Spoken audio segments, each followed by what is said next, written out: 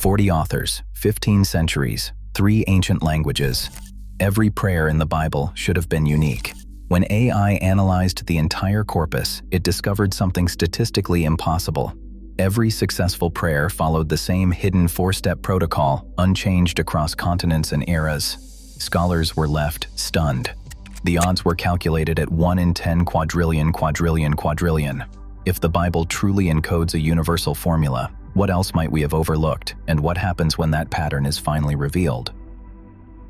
Compiling a dataset from the biblical text required a level of precision usually reserved for scientific experiments. The process began with a simple but daunting challenge: how to gather every recorded prayer across manuscripts that spanned 15 centuries, 3 ancient languages, and dozens of authors with widely different backgrounds. Scholars and computational linguists drew from the Masoretic text for the Hebrew Bible, the Greek Septuagint for ancient translations, and the earliest available Greek manuscripts for the New Testament. Each tradition presented its own hurdles. The Masoretic text preserves the standard Hebrew used in Jewish communities for over a millennium. The Septuagint, translated in the 3rd and 2nd centuries BCE, sometimes expands or condenses prayers, reflecting the evolving needs of Greek-speaking Jews. The New Testament, written in Koine Greek, introduced a new layer of linguistic complexity, with prayers often appearing in the context of narrative or direct teaching. To ensure that the analysis was not skewed by translation quirks or later editorial harmonization, the team standardized the corpus through a process called lemma mapping. This involved aligning root words and grammatical structures across Hebrew, Aramaic, and Greek, and accounting for differences in syntax and idiom. For example, the Hebrew root for the verb to pray, palal, does not always match the Greek proseuchomai in form or usage. Each prayer was tagged by type, petition, praise, lament, or intercession, and cross-referenced between manuscripts. Direct addresses to God were isolated, even when embedded within songs, laments, or narrative dialogue. The diversity of authorship was striking. Kings like David and Solomon, prophets such as Elijah and Daniel, apostles, fishermen, tax collectors, and even a physician, Luke. Each voice contributed to a body of prayer that, by all expectations, should have reflected the chaos of history and personal perspective. Yet with every text aligned and every prayer indexed, the dataset revealed a remarkable consistency in what was being addressed, not merely who was speaking. Statistical testing could only proceed once the corpus had been cleaned of duplicate prayers, harmonized across variant readings, and stripped of editorial expansions, such as the doxology added to the Lord's Prayer in later Byzantine manuscripts. This level of rigor was essential. Without it, any claims about hidden structures or improbable patterns would rest on shaky ground. The result was a dataset that spanned 1,500 years, representing over 40 distinct authors, and that captured the full breadth of biblical prayer in its original linguistic forms. This foundation set the stage for the next phase, subjecting the corpus to statistical scrutiny to determine whether the patterns found could truly be attributed to design or were merely the product of chance. The probability figure, 1 in 10 to the 50th power, landed like a thunderclap across academic circles. Statisticians and biblical scholars, used to wrestling with ancient ambiguities, now faced a claim that seemed to defy not only literary analysis, but the basic laws of chance. The number itself is almost unimaginable, a decimal point followed by 49 zeros before a single one. For context, the estimated number of atoms in the known universe is only about 10 to the 80th. The implication was clear. If the 4-step prayer pattern appeared by accident, it would be rarer than pulling a single marked grain of sand from all the beaches on Earth 50 times in a row. Almost immediately, the figure drew scrutiny. Probability, especially in complex texts, is never simple arithmetic. To reach such a staggering conclusion, the analysis must assume that every author, every language, and every historical context operated completely independently. That is, the prayers of David in ancient Jerusalem would need to have no structural influence on those of Daniel in Babylon or Paul in Corinth. Yet anyone familiar with the transmission of sacred texts knows that traditions, liturgies, and editorial hands often cross centuries. Patterns can emerge not from design, but from the slow drift of copying and harmonizing. Multiple testing is another concern. When algorithms scan thousands of features, word counts, grammatical forms, thematic links, the the odds of finding at least one striking pattern by chance alone rise dramatically. Without corrections for these repeated tests, even the most rigorous-seeming analysis can inflate the odds far beyond what the data support. To address these doubts, an independent statistician was brought in to audit the findings. The task was clear: examine the assumptions behind the probability, test the independence of the dataset, and apply corrections for multiple comparisons. Only by subjecting the claim to external review could the project move beyond sensational numbers and toward genuine insight. The question was no longer just about the pattern itself, but whether the evidence could withstand the highest levels of scientific scrutiny. As the audit began, the focus shifted from headline-grabbing odds to the details of the protocol that supposedly underpinned every successful biblical prayer. King Jehoshaphat stood before his people, with 3 armies approaching from the east. Instead of pleading for rescue, he opened with a declaration. He said, "O Lord God of our fathers, are you not the God who is in heaven? You rule over all the kingdoms of the nations." This act, anchoring the prayer in God's nature and past actions, set the tone for what followed. The biblical account in the book of 2 Chronicles describes how, after this opening, Jehoshaphat's enemies turned on each other, leaving Israel untouched. Computational analysis claims that prayers beginning with this kind of acknowledgement show a 73% higher rate of what the text describes as miraculous outcomes. The numbers point to a functional shift.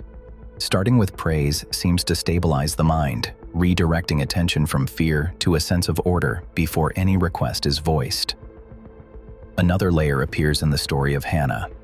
Her prayer for a child, found in the first book of Samuel, does not simply ask for personal relief. She promises that if her request is granted, her son will be dedicated to service. This is what researchers call alignment, her desire connecting to a purpose beyond herself.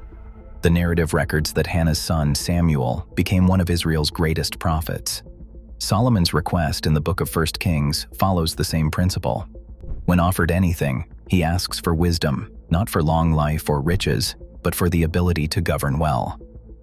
The text records that this alignment with a higher purpose brought not only wisdom, but also wealth and honor. Across these accounts, the first 2 steps, anchoring in praise and aligning the request with a larger purpose, form a recognizable pattern. Prayers that follow this structure are linked to outcomes described as extraordinary. The dataset suggests that these are not simply literary flourishes, but functional moves that shape both the prayer and its result. The next step, however, challenges the very idea of control. In the Garden of Gethsemane, as the night pressed in, Jesus faced a choice that would define the heart of biblical prayer. He said, "Not my will, but yours."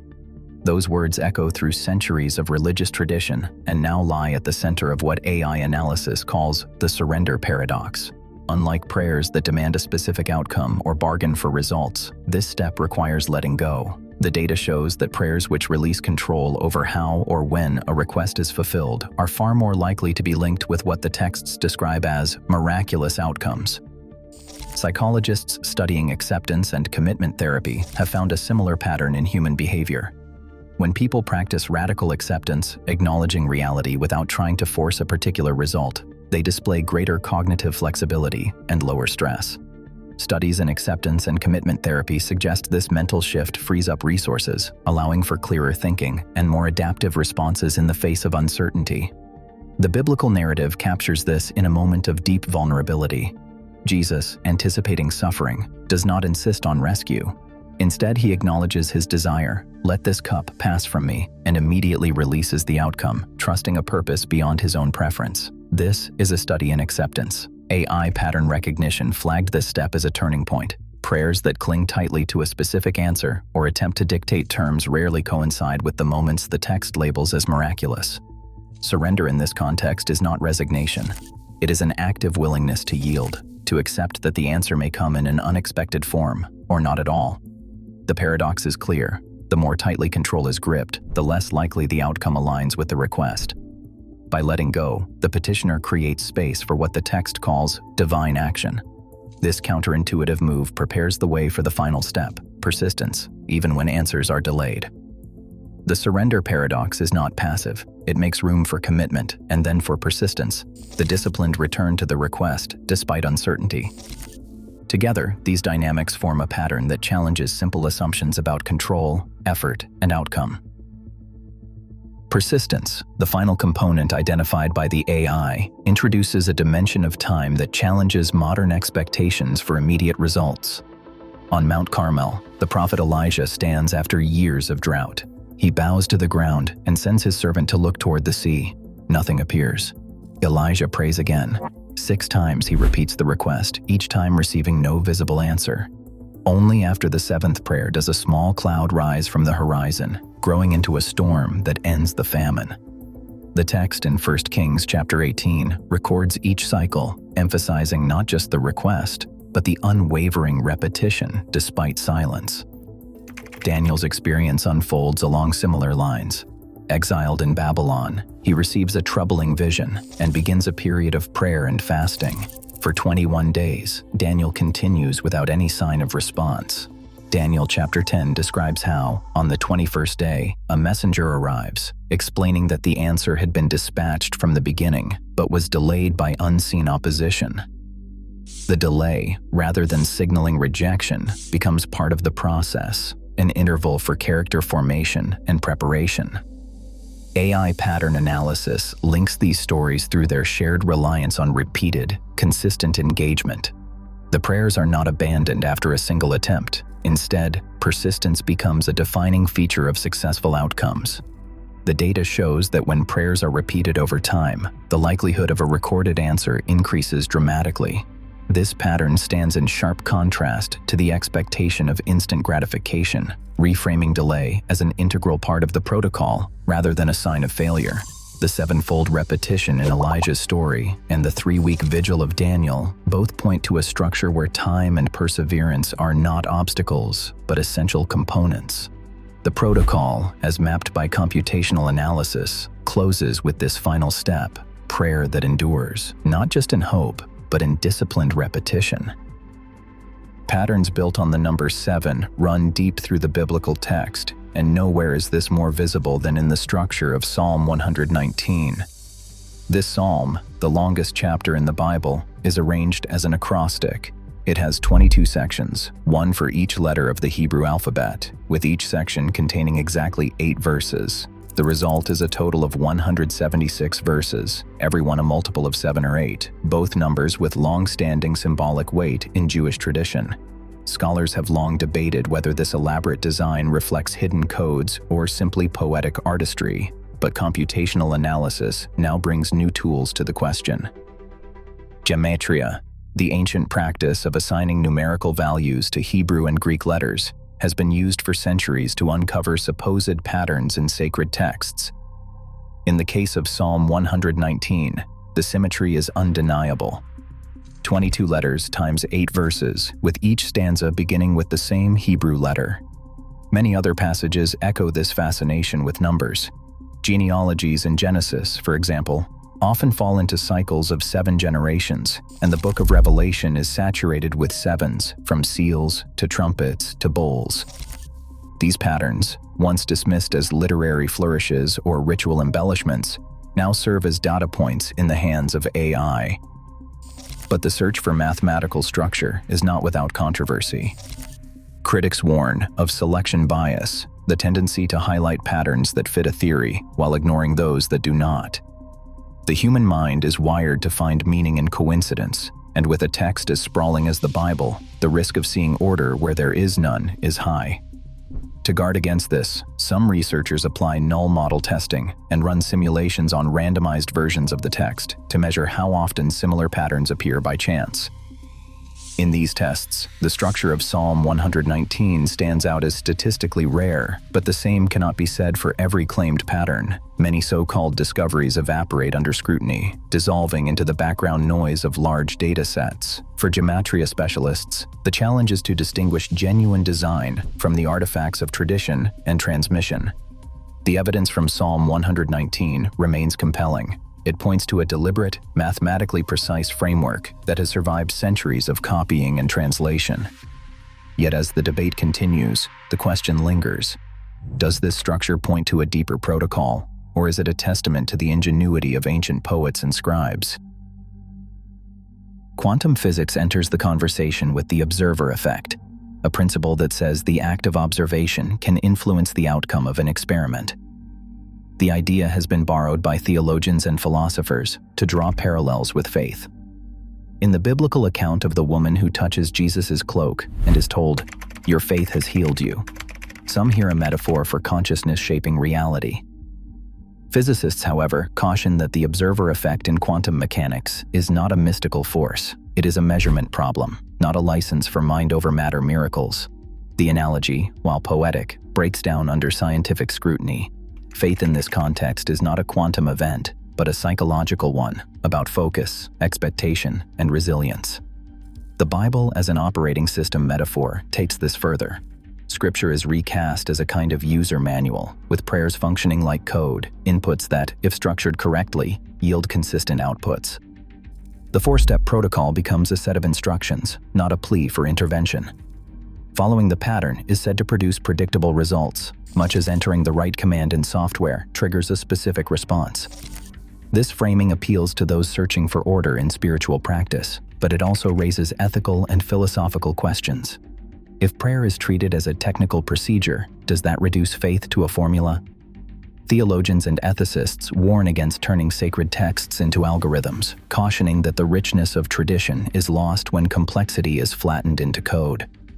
The role of artificial intelligence in all this is more modest than the headlines suggest. Pattern recognition is its strength, not prophecy. Systems like Grok can identify correlations, highlight repetitions, and reveal structures invisible to the unaided eye. They cannot predict the future, assign meaning, or guarantee outcomes. Treating artificial intelligence as an oracle, capable of unlocking divine secrets or forecasting miraculous events, risks misunderstanding both technology and theology. Ethicists stress that discernment remains a human responsibility. The tools may be powerful, but they are not infallible. The promise of insight is always balanced by the necessity of humility. Today, AI can scan ancient texts in seconds, but genuine understanding still demands critical thinking and evidence. As viral claims outpace peer-reviewed research, the line between discovery and speculation grows thin. The real challenge is not pattern recognition, it is discerning fact from fiction in an age of algorithmic authority. The next breakthrough may depend less on computation and more on discernment. What do you think? Let us talk in the comments.